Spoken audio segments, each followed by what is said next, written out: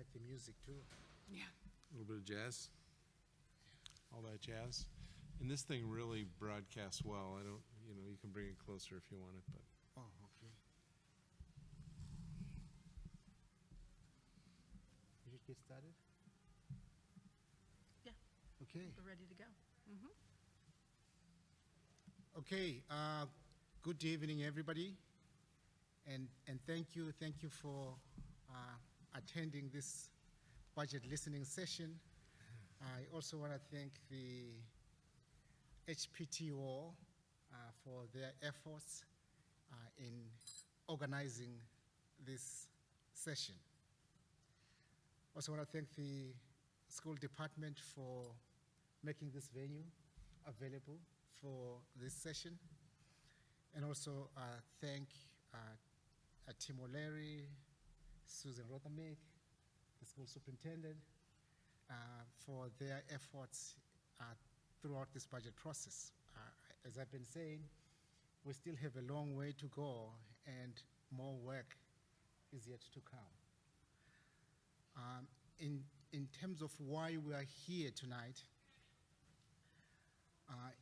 we added a new component to the budget process, specifically for the FY24 budget, namely an expanded component to the listening sessions. We started that last year, but this year we've really formalized them. This would be our third listening session to date. What we're looking for is to provide an opportunity and a chance to residents to let town staff hear their priorities for spending or for not spending on programs and services for the fiscal year beginning July 1, 2023. We are doing this because we want to ensure that the budget priorities that we move forward align as far as possible with the interests and needs of the community. Also note that we started these listening sessions before we even started putting together the comprehensive budget. Based on where we are now, clearly we have begun that process. We've begun assembling what would be presented as the proposed comprehensive financing plan for the town in FY24.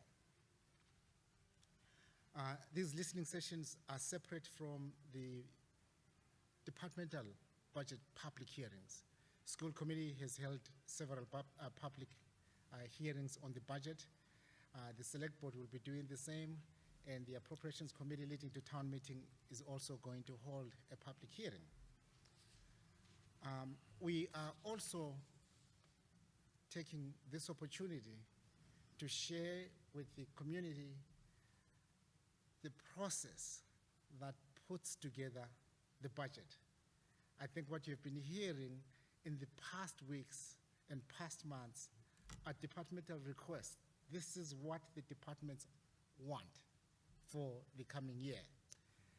The next phase following that discussion or those discussions is the process of putting the budget together, saying here are the needs, how best do we fund the needs that are expressed? We've been fortunate in Hopkinton in the last years that we've found a way to address and fund all the needs identified. We're going to continue to do the same with regard to the FY24 budget. As the Appropriations Committee and staff have reported, this year and the coming years are not going to be easy. I also want to take this opportunity to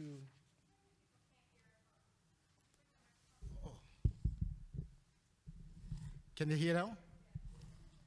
Okay, great, thank you. Yeah. We're also taking this opportunity to explain some of the components of the budget development process that we believe would be instrumental in helping clarify how the budget is going to come together this year. I know in some of the school budget discussions, there have been references to the per pupil expenditure and how that compares with other communities. We sense a strong interest in that topic. It's a topic of interest to us. However, because it's a topic that entails making comparisons with data from other communities, I can't assure you that we'll be able to provide a complete answer. However, we're beginning the process to better understand how those numbers are arrived at. You're also going to hear from Tim O'Leary, the CFO, about the fact that the distinction between the town budget or the municipal budget and the school budget to some extent is artificial, is created by us. There are many components of our budget that are tied together and do not fit very neatly into that categorization.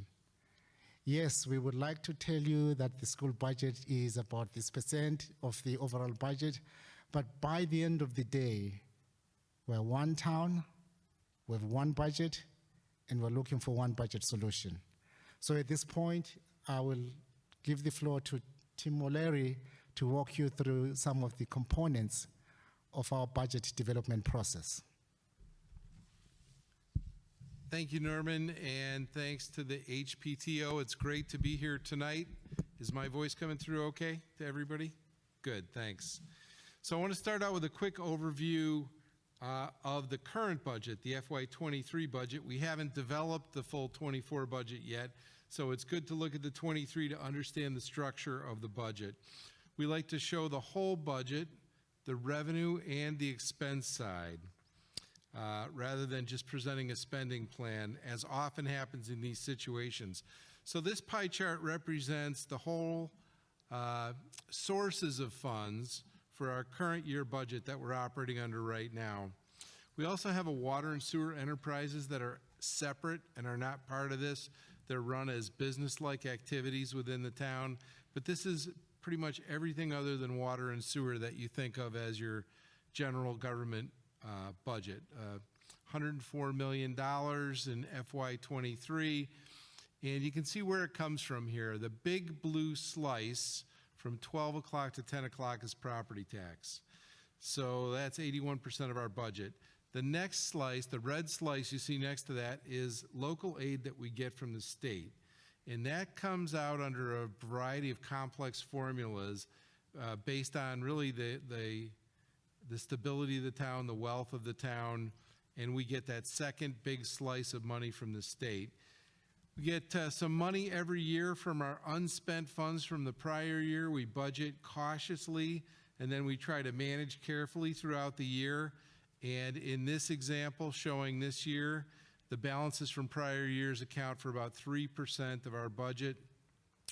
Next big slice there, that's the green. It's excise tax, building fees, licenses, and so forth. That's about 5% of our budget. 2/3 of that comes from motor vehicle excise tax. And the state does most of the work on that. They use a formula based on the MSRP of your vehicle and the age of the vehicle, and they send us a file, and we bill on that based on very finite and defined criteria. Some money in there from building permits, about 15% of that slices from building permits. And then the next little slice up there, miscellaneous receipts, that's mostly from the ambulance service that we provide. We get insurance reimbursements, Medicare reimbursements that help us pay for the ambulance service. So that is where the money comes from.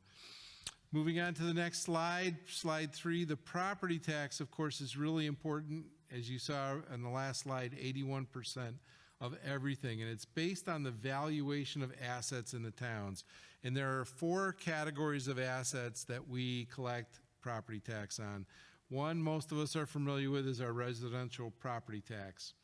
We also charge property tax on commercial facilities out by the highway, on industrial facilities, the commercial facilities downtown, and on a category of asset that is business personal property.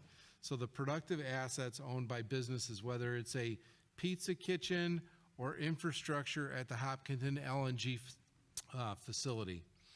So that is what we tax. And within that pie, again, you see residential property tax accounts for 83% of our revenue. So there are towns like Boston where half of the taxes come from commercial and industrial uses. There are towns like Foxborough with the stadium where most of the taxes come from commercial and industrial uses. But what we have is a small industrial corridor and the Hopkinton plant for Eversource, and we have a vibrant but relatively small commercial sector that is different from towns like Westboro and towns that have large malls and other things like that. So the total valuation for us is about $5.5 billion this year. It's doubled since 2011. So people who've been here a long time know that it is a growing town, and it's growing for 2 reasons. One, the value of everything is going up, but a lot of new things are being built and added to the town.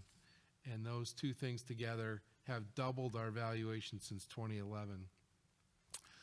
This is a slide that shows the general government uses of funds. And I tried to put a lot of things in blue that are related to the school, or at least partially related to the school. And I will tell you that if you stack them all up, about 70 or 75% of our spending is in support of the excellent Hopkinton Public Schools. You see the big slice on the bottom is the direct school budget. And then special ed reserve that was created last year, that's off to the side. There's a small slice. And our regional tech school, Keefe Tech, that we support is a very small slice, half a percent of the budget. The next couple blue slices are in the town side budget, and Mr. Khumalo talked briefly about the division between the town side and school side and how it's somewhat artificial, because that benefits and insurance piece, which is a big piece of our budget, 14.3%. That's in the town side budget, but much of that goes to support the school. Likewise, our debt payments are largely related to the school. So that brings us up to the big aggregated slice from about 10 to 2 that is largely in support of the schools. And then that little blue slice on top, the PAYGO capital. Every year we fund capital items over $25,000 out of the operating budget, and typically a good portion of those are school costs. And of course, the tax collector collects the taxes that support this. The treasurer invests the funds. The HR department provides support for school employees. So a big part of this operation is about financing and supporting the schools. I want to just point out here, there's a little slice up there for our current debt, 6.9% of the budget. And it's that blue slice at about 2 o'clock on the chart. And we're going to be talking a lot more about debt in just a few minutes. Right now, we're all in the process of talking about the FY24 budget. Fiscal year will be starting July 1st of 2023. We'll have a town meeting in early May, and decisions will be made on what to authorize to spend for next year. And we are all working on that process now to develop that package. The guidance provided by the town manager and the select board was to try to stay within 5.1% increase overall. That is higher than we typically have had, but there have been inflationary pressures on energy costs. Supply chain issues have caused our supplies and materials to go up, and of course our construction projects. We've had negotiated union contracts and other non-union salary adjustments to account for the fact that inflation is high. So right now, the town manager and select board are reviewing these inflationary requests and some requests for new services. We've been working closely with the school committee on the budget. We've had a number of meetings between the select board, the appropriation committee, and staff to work on this. And right now, we're working on about a $2.8 million shortfall. We have not developed our budget yet, but we are still trying to squeeze together more revenue estimates that are credible and can be supported by data and information, and then looking closely at all the requests people have submitted. And that will be firming up in the coming weeks. So, interesting thing to ask is, how does this go up every year?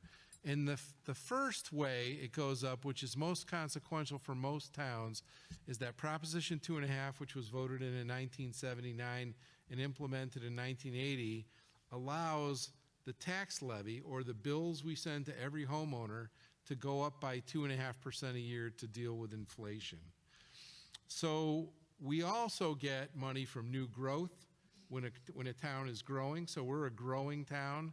Towns like North Adams or Chicopee or smaller towns in the Berkshires are not having the growth we're having, so they're not getting that new growth. That new growth has provided more than half of our new money every year for the past 5 or 6 years at least.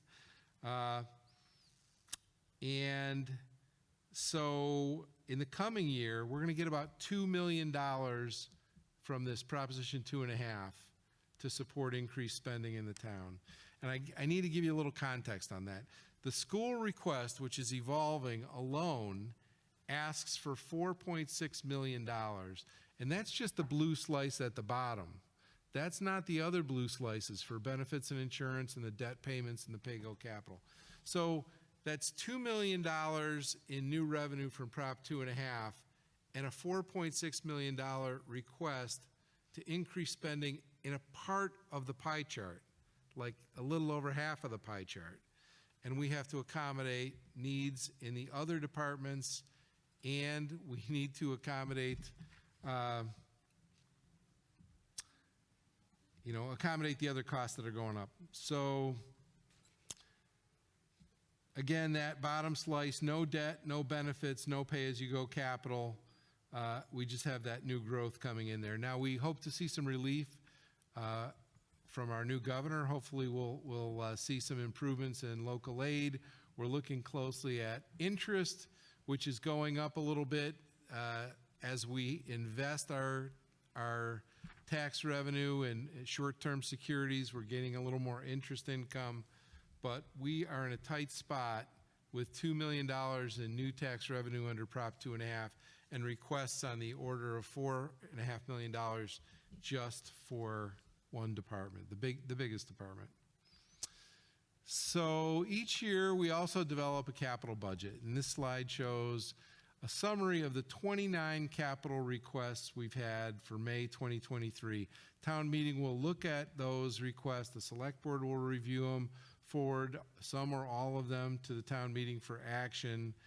The Capital Improvements Committee, which is charged with reviewing these items to make sure they're valid requests, has already completed 4 hearings on this. They're also being reviewed by the town manager. The select board and appropriation committee will chime in soon and begin their reviews. This level of capital request is about normal over the past several years. This plan does not include funding for the Elmwood School, which would make it a pie chart that would have to go off the screen here. We expect that there could be a special town meeting in December 23 or January of 24 to talk about the Elmwood request. There are real issues with the capital side of the budget showing up in the 5-year capital plan. And that brings me on to a look at our long-term horizon for our capital plans. So first, these are initial requests, and I tried to put it in bold and highlighted in yellow. No one is getting out shovels on this. No one is borrowing money on this. Nothing is approved. These are plans, and we look down the road at these to see what the zone of our need might be. So they're very uncertain. The needs are in the planning process. The slide shows a big block of school project ideas that have the most impact. So the little number on the bottom right is that when this was written 4 or 5 weeks ago, all the capital plans for the town combined over the next 5 years total to $297 million. But there are 9 school plans on this chart that account for 272 million of that. So, 92% of everything we're facing in the coming 5 years is school capital spending, and you can see the large dollar item on them. Now, again, a very small fraction of these are going to be voted on at town meeting in May, but we think if we're going to ask people to vote on the first 10 million, it's important that they understand what's coming down the line, that we don't present you with a $10 bill and then present you with a $300 bill a little while later. So we really want to be as open and as clear about these evolving needs, which all remain uncertain, that are under discussion, because they are under discussion. So I said that most of the money is for school project. I'll note that there are a couple big townside items that are in the hopper. There is a plan in the works to consider $5 million for the modernization of Fire Station 2 in Woodville, and a $3 million item for a new emergency communication center, a radio network to support our emergency responders. Now, again, those aren't set either. Those haven't been voted on. The cost of those are very much in the air, but that's the scale on this chart: $297 million on the school side, $8 million on the town side. And since we have done this, there's been more discussion, specifically on the Elmwood and on some of the other projects, and that 272 number, representing the big school projects, has all kinds of variability in it as different plans and options are worked through. I have heard numbers ranging as high as 325 million, which would be a 20% increase over even that high number. So we need to, again, keep evolving our ideas and our understanding about that. But this is a good time to talk about the scale of the challenge. So our current general government debt for everything we've built, the library, what's been done to this high school, what's been added at Marathon, what's the new DPW building, all of that together today amounts to $73 million. And these projects that are on the screen could add $400 million in debt to that $73 million. So that's like 5.x times the debt. If you think back to the sheet showing the portion of our operating budget we spent on debt, we were spending about 6% on debt.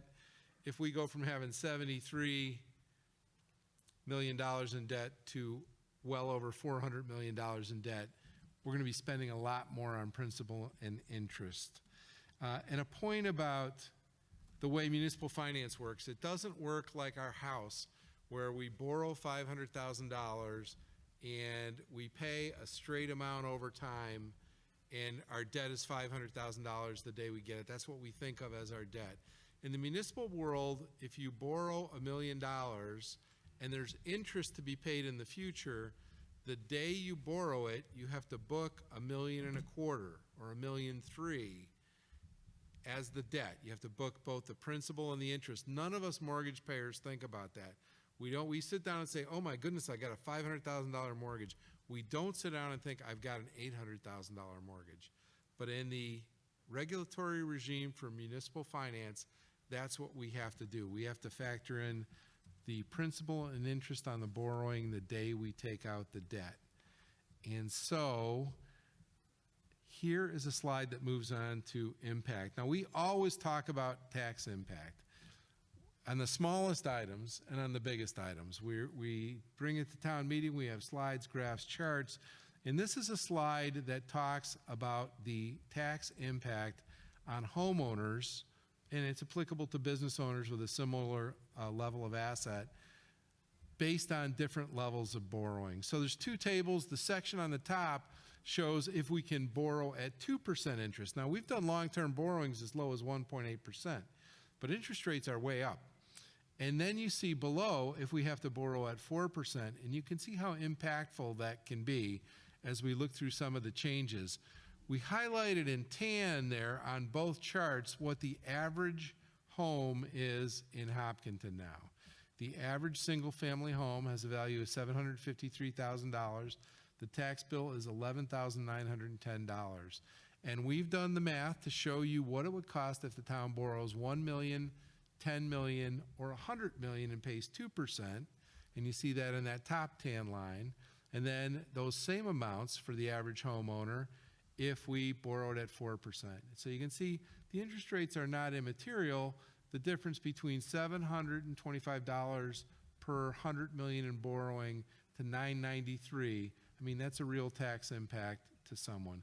And then just to help people not try to interpolate too much, if your home is less valuable than average or more valuable than average, we've done a little bit of algebra to show you those lines, the white lines above and below the tan lines. So that shows the tax impact. So if we did everything in the 5-year plan and we did it very close together, and the peak impact hits at the same time, you could see a number that is 4 times what that tan number on the right is added to a tax bill. So if we're lucky and it's a 2% borrowing, it'd be 4 times the 725, which would be $2,900 on an $11,900 tax bill. That's a big impact. We have not talked about tax impacts like that before. Okay. So this is a chart that tries to take a lot of very complicated things that are all very uncertain and home them down into a very simple presentation. And this was done at the $272 million request for the school 5-year plan, not the 325 or the 300 or whatever it will eventually be. So again, these are all based on plans. All the plans are subject to change. So these lines are represented as very sharp, bright little lines, but they're actually should be, certainly the red line should be hazy and fuzzy and getting wider as it goes further out in the distance. So I'll start with the really easy one, the blue line, the current debt. So that blue line starts at our $73 million and it gets paid off finally in 2043. And the reason that slopes down and to the right is, unlike your mortgage, which makes steady payments, we borrow $1 million and we pay the stated interest rate on the $1 million the first year. By the time we've paid some of it off and it's down to $500,000, we're paying interest only on the $500,000.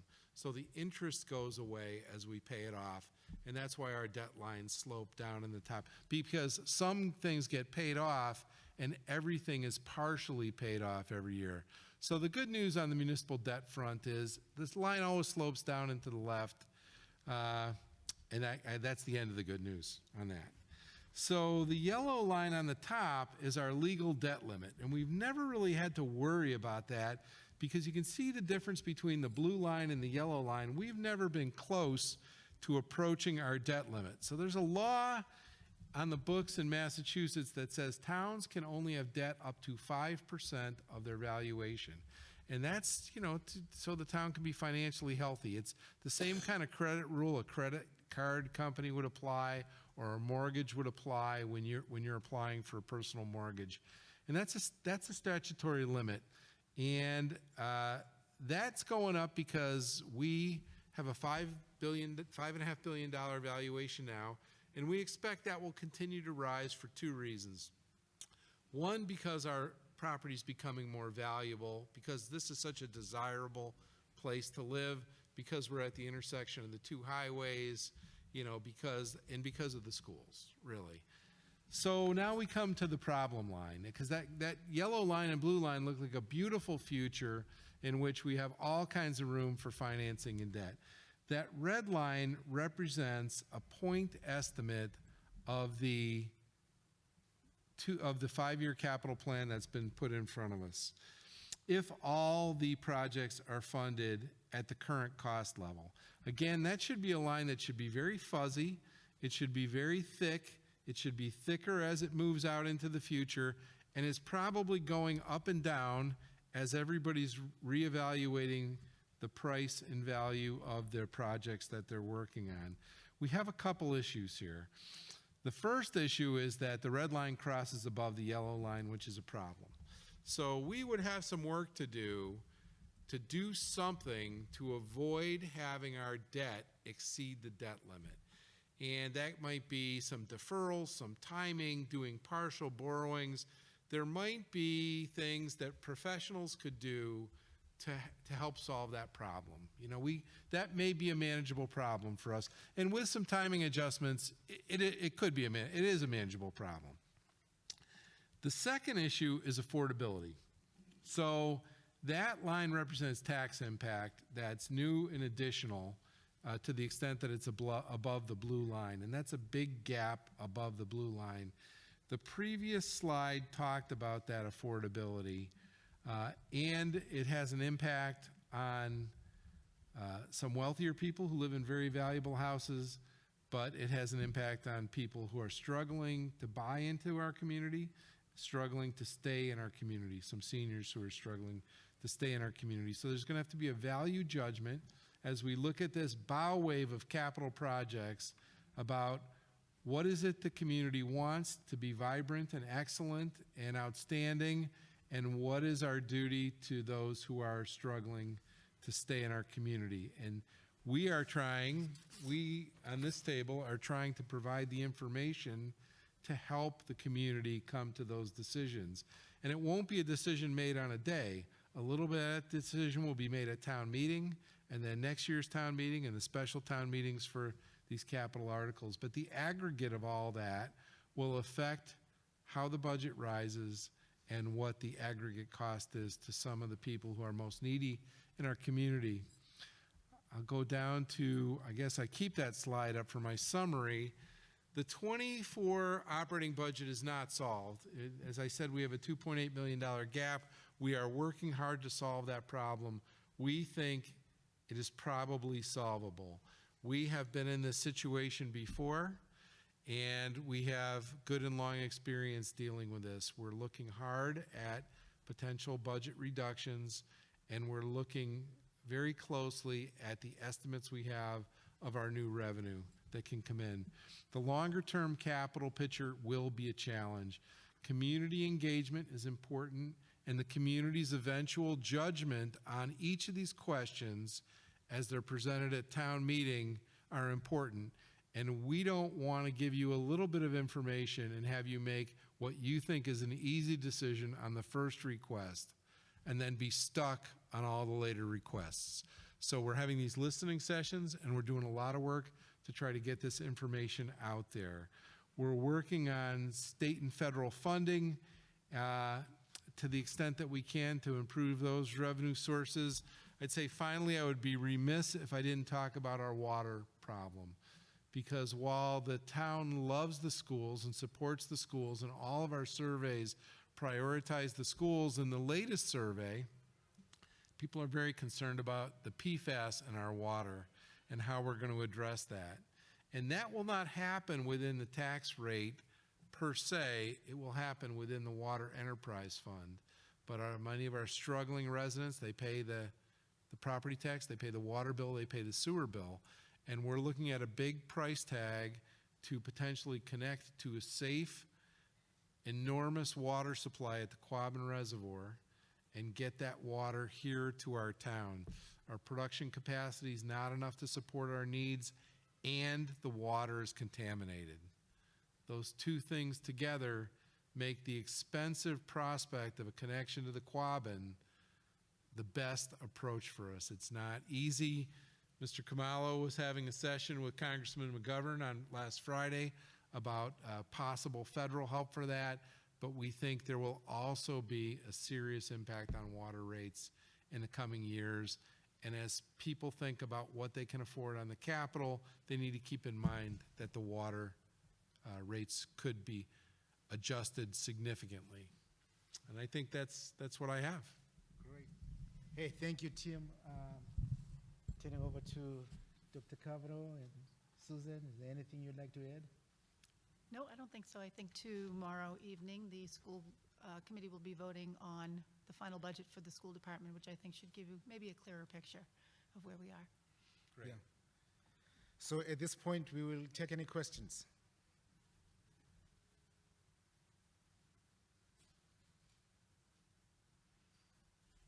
Go ahead.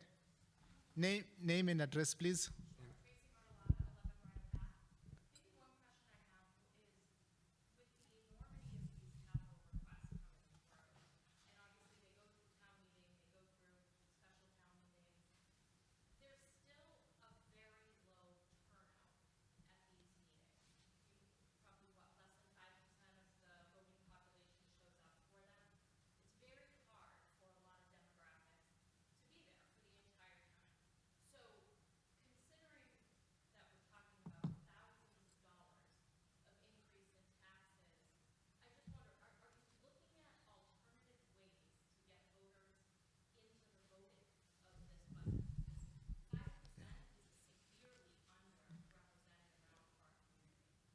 Restate the question. Yes.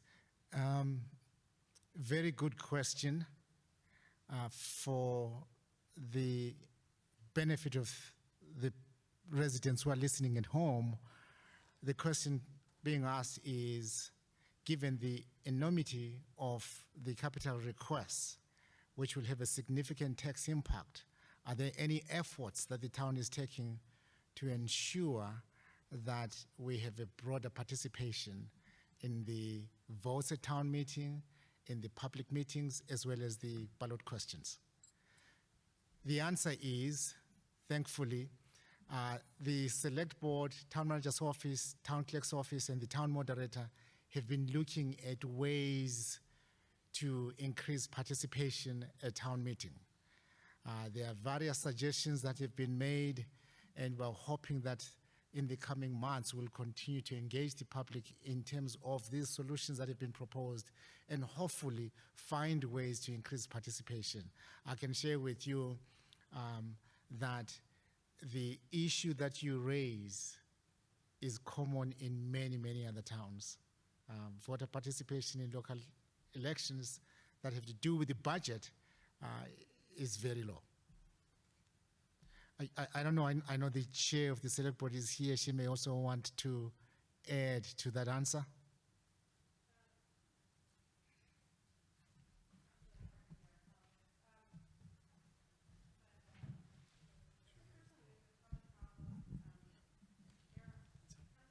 Bring it down, yes?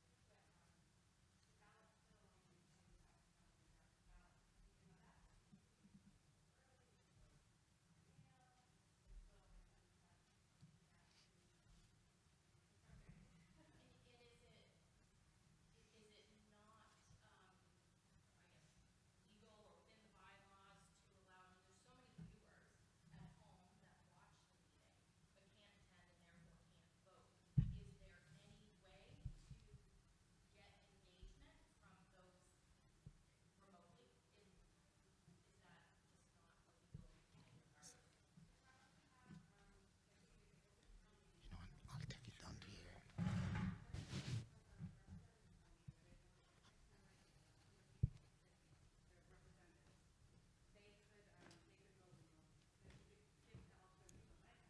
I'm gonna give you the mic. Full town of 18,000, you can't provide 18,000 iPads. So I know they can hear me at home, and I'm sure. Yeah. So So it's frustrating, but that is sort of the situation that we have right now. And it's been, it's been an age-old problem, I think. Yes. Yeah. Any other questions? Hi, Barry Rosenblum, 10 Briarcliff Drive. Just on the capital, it looks to me a little understated in the 4 or 5 years with the water projects, the Elmwood School projects, I'm sorry, Center School. And even though the Water Enterprise Fund is going to have the effect of the MWRA and the filtration project, if you did the 4 times calculation on the real estate tax, and you end up with $4,000 tax increase from today, you still have thousands of dollars in your water bill increase. It's a form of tax. You're looking at 4 or 5 years, probably $7,000 or $8,000. Yes, sir. Thank you for that question. I think your math on this chart here, chart 7, that allows you to interpolate based on your home value is spot on. The water is much more uncertain. We are holding some federal recovery funds, which may help us buy down. At the same point, some of the stakeholders who are poised to help us complete the project may be asking us for more money. Basically, right now, we produce water at very low cost, and we distribute it efficiently. And that's the water bill we get now, which I think is about $255 for the average user. So if you think about that as the benchmark, when we go to the MWRA, the little bit of cost that we do to produce the water by pumping it out of the ground is going to mostly go away. But that's going to be replaced by a supply cost where we actually pay by the gallon for the MWRA that is about as much as our whole water bill now. So it could go from $250 to $500. And then, depending on how much federal money we can get, and many communities share this problem, we're going to have a capital cost to pay for the connection and then the operation and pumping of that new water supply.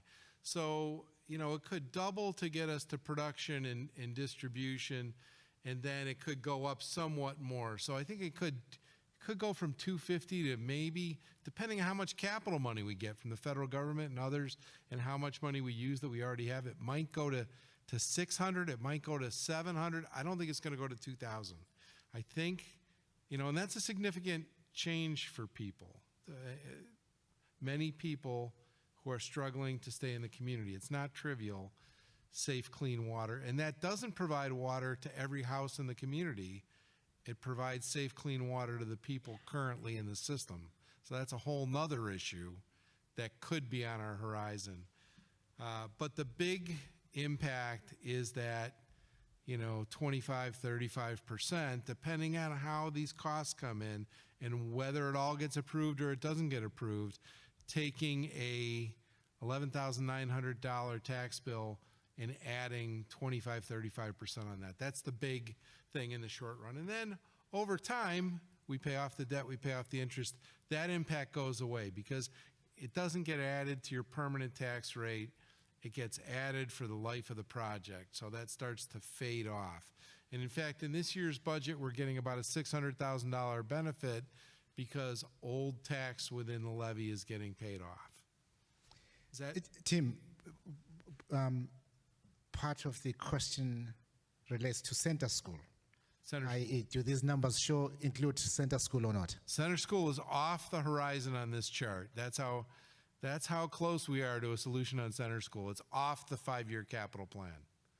So because we have nothing, we haven't seen the developer proposals. We don't know if it's going to be public-private, if it's going to be a sale. We don't know what's going to happen. We don't know what a developer might invest there. So there is nothing there for Center School. Any other questions?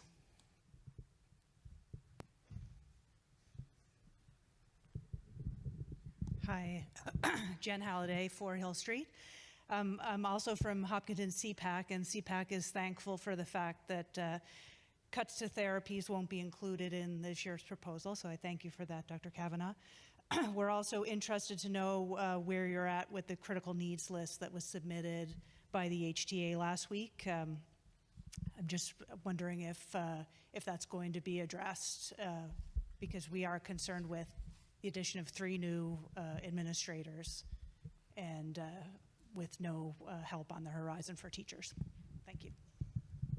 Thank you. Certainly, at our last school committee meeting last Thursday evening, Mrs. Kavanaugh, the school committee chair, did ask the administration to bring some information in regard to those positions, so we'll be doing that tomorrow night.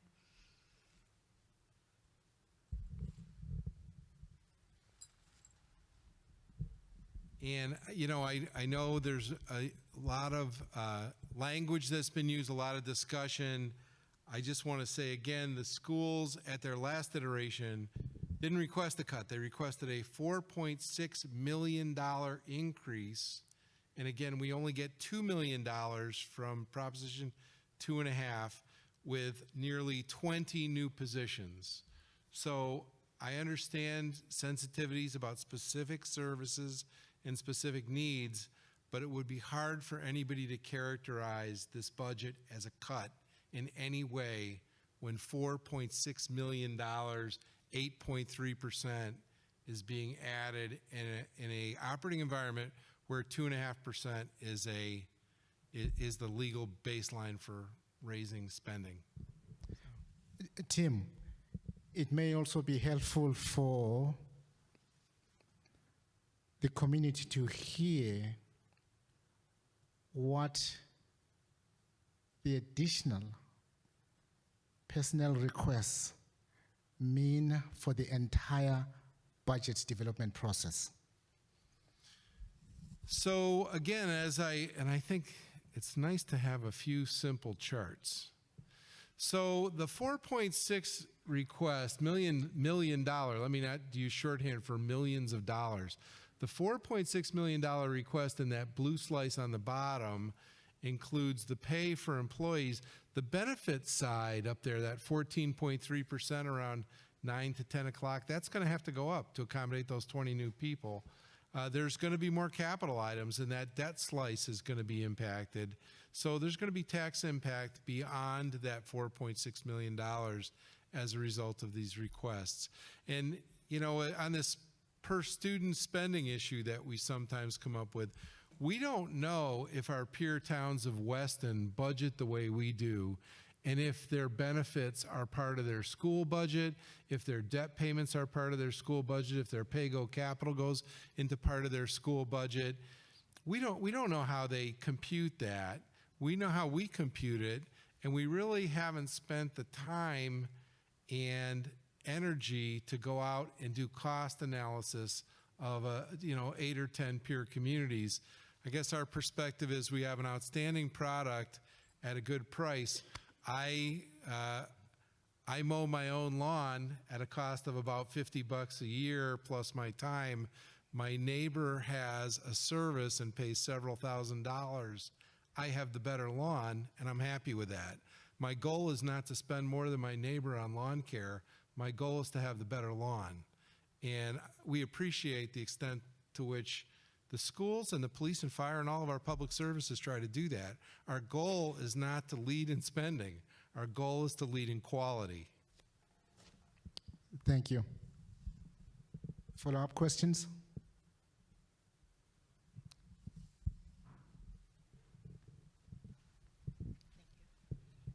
Tracy Martellata, 11 Bridle Path. You mentioned that the biggest source of our revenue right now is the new homes in town, and that is what's contributing the most. I'm just curious, given the amount of building and the unending building that seems to be happening in town, is every home really budget or revenue positive, or considering all of the services that wrap around an individual new home, is the new building depletive to our budget? And there's obviously a bigger question in there about the continuation of building, and I know that's not in this meeting, but I'm just curious, the impact to the budget if it's revenue positive or depletive, the continuing growth. Thank you. That is a really great question. The town has had a growth study that looked at this carefully. We've done staff work on this. I'm trying to see if I happen to have any of the data on this in front of me. So I'm going to have to speak a little bit from memory. So we have houses now being built that are listed for $1.8 million, you know, that generate significant tax revenue. And we have been a net beneficiary. We have had more growth than 2.5% in our expenses and our spending for people who live here than, and that's been supported and subsidized by the new funding from New Growth over the past several years. You know, the average cost, we can have an average cost of educating a student, but when we add a new student, sadly, we don't give Dr. Kavanaugh and Mrs. Rothermick a raise. When we add new taxpayers, my treasury staff and bill collection staff don't get raises. We don't add staff typically. So the marginal cost of adding a student to a big $4,000 district isn't that high, and new growth is a good deal. The rub is that's in the short run, right? In the long run, it's lumpy. So you add 2 students, it costs very little. You add a few more students. You get to 20 students, there's a little jump, and you have to hire a teacher. You add 1,000 students, you have to build another turf field. You have to build another gymnasium. You have to build a cafeteria. So it would be nice to say that new $1 million house is a good deal or isn't a good deal for the town. It's a little more complicated than that because these costs are not linear, they're lumpy, and they're irregular, and they're spaced out at different and strange times. Our conclusion is that overall, the new growth has contributed much more to raising the level of services than the new students have costed. And I know Mr. Kamal has studied economics and may have something to add. Yes, a couple of other thoughts. One being, I believe the community has taken steps to address growth from a zoning perspective. Several years ago, the town did away with allowing condominiums and townhouses outside the downtown area.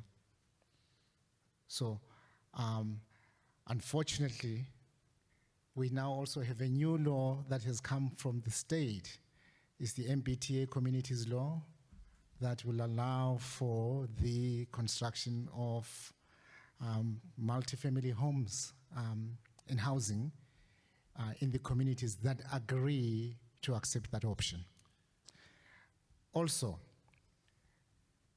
I think if we all look at the way how the budget has been balanced in the last 3-4 years, we have done so on the backs of new growth.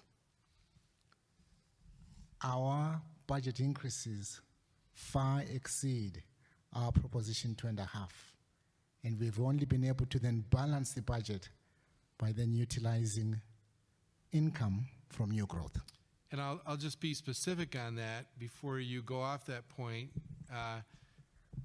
Last year, we had $3.3 million in new tax revenue from new growth, really coming from 2 places, the recapitalization of the LNG facility up by the state park and all the residential construction.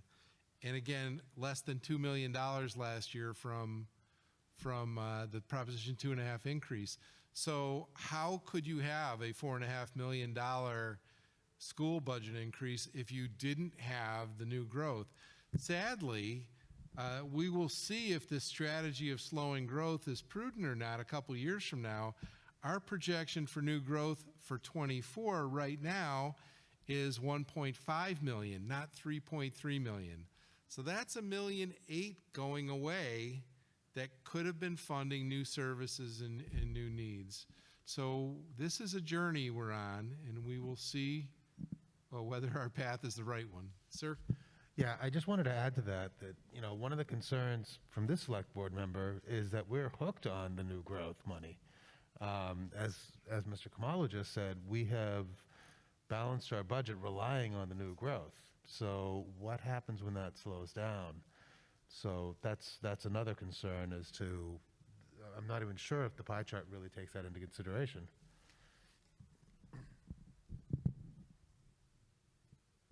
Any other questions?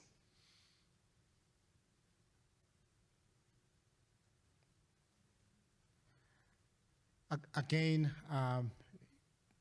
in terms of where we are in the process, we are now in the middle of assembling the financing plan to see how we can best match our funding sources with the requests that have come in. Our town manager is scheduled to present that plan to the select board either next Tuesday or January 31st. I want to thank you all for attending and those who are watching at home. Hey, team, Susan and Carol, thank you. Thanks. Thanks.